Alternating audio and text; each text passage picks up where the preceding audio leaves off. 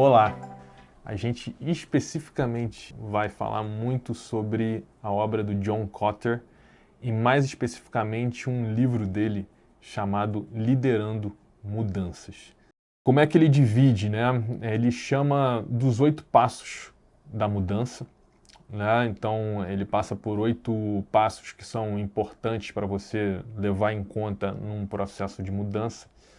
Os 3 primeiros passos, eles falam muito sobre a preparação, né? Então, é você identificar que a mudança ela é necessária e você começar a pensar o que tem que ser mudado e qual é a visão de futuro, né? Que a gente falava muito aqui. E você cria o grupo que vai ser responsável por essa transformação, para criar essa visão e conseguir conduzir essa transformação. Essa é a primeira fase, são os 3 primeiros passos. Depois dos 3 primeiros passos, a gente tem outros 3, que é o passo 4, 5 e 6, que eles falam muito mais sobre a comunicação e como é que você consegue fazer com que a organização inteira, lembra que a gente falou? Uma organização pode ser uma multinacional com subsidiárias em mais de, sei lá, 80, 50 países.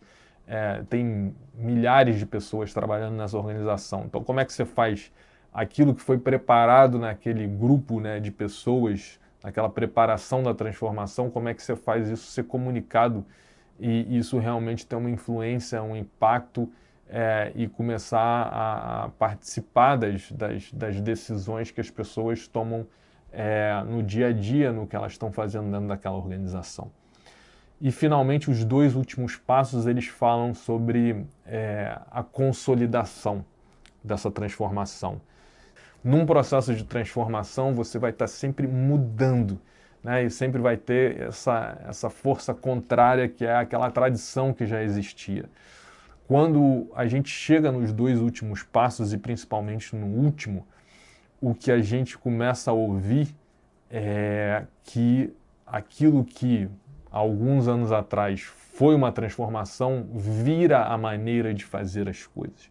Então, quando você começa a ouvir as pessoas dizendo essa é a maneira que a gente faz aqui, e essa maneira que elas estão falando é aquela maneira que era o objetivo da transformação, você percebe finalmente que a transformação ela foi realizada e ela está realmente enraizada na organização e vai ser muito difícil mudar aquilo ali. Então essa é a última fase que a gente tem do processo de transformação. Uma coisa que é importante a gente falar aqui sobre esses 8 passos é que, apesar da gente estar falando sobre um passo, depois outro e tal, não é exatamente assim que um processo de transformação acontece. A gente faz essa divisão bem cartesiana de um processo e etapas, porque isso é didático. Ajuda a gente a falar sobre o que está acontecendo, o que é mais evidente naquele momento da transformação. Só que, às vezes, os 8 passos, ou vários deles, podem estar acontecendo simultaneamente dentro da organização. E numa organização muito grande, você pode ter áreas que estão mais avançadas ou menos avançadas nesse processo de transformação.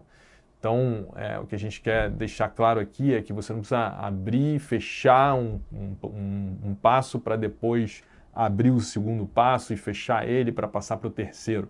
Essas coisas realmente elas vão acontecer de maneira mais orgânica, mais fluida e muitas vezes simultaneamente, né? Por que é importante falar isso?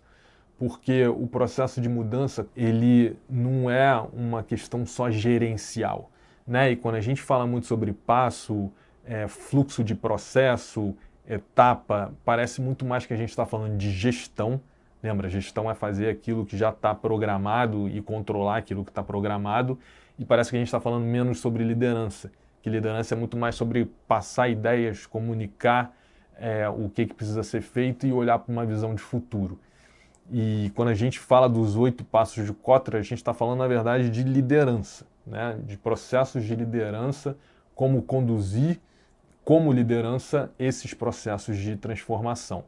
Então, também tentar fugir. Quando os processos de transformação eles são executados né, e são levados como simples processos de gestão, de colocar um objetivo e terminar aquele objetivo e controlar que aquilo seja feito, é quando normalmente eles não dão certo.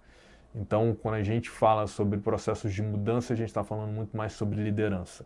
A gente vai ver que a combinação entre liderança e gestão é muito importante.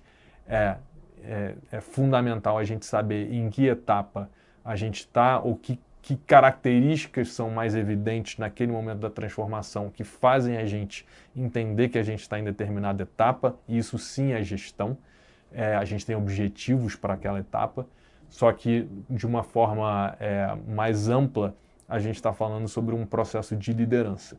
Então ele não é tão óbvio e dividido, ele é muito mais fluido.